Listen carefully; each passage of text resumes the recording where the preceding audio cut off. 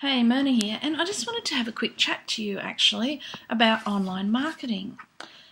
The stats in online marketing are that 97% of people fail, and I was thinking about this and wondering why. It is a different kind of a mindset that you have to get used to when you start out.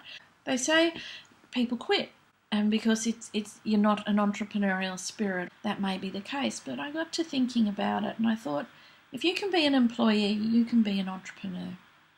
You can change your thinking. That's easy enough to do. Well, it's not easy, it takes time. But my point is, if you're an employee and you can understand your job description and you can perform your duties at work, because when you're working, it's not like you really have to do too much thinking for yourself in a way. You have a job description, you have criteria to meet, you're told what to do. You can come up with ideas and someone else has to approve them. That's probably the limit of it. There's not a lot different to being an entrepreneur in a way.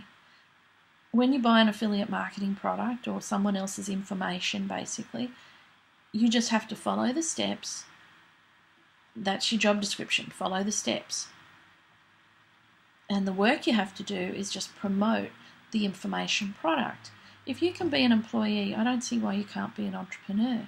Yes, you have to take a little bit more responsibility and ownership of the outcomes and of your own actions, and not unlike work, you can't just show up and do nothing. You've got to actually be taking the right steps and the right actions to create the change in the life that you want. As an employee, if you're having a bad day, you can go to work and sit around and do nothing and still get paid.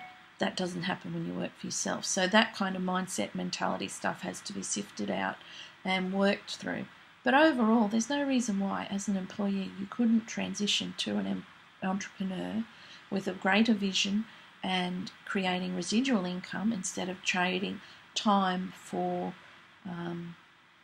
payment. That's really what you're doing at work. You're just trading your time for an income.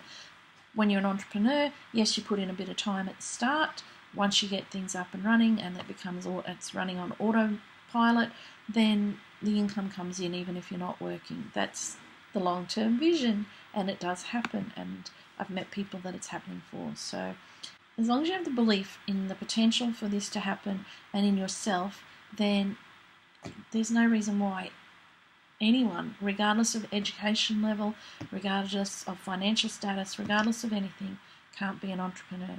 It comes back down to your desire to have the lifestyle freedom and what your picture of the future is. Is that of you working, or is that of you sitting at home with no money doing nothing? The choice is yours. I just wanted to share that there are alternatives.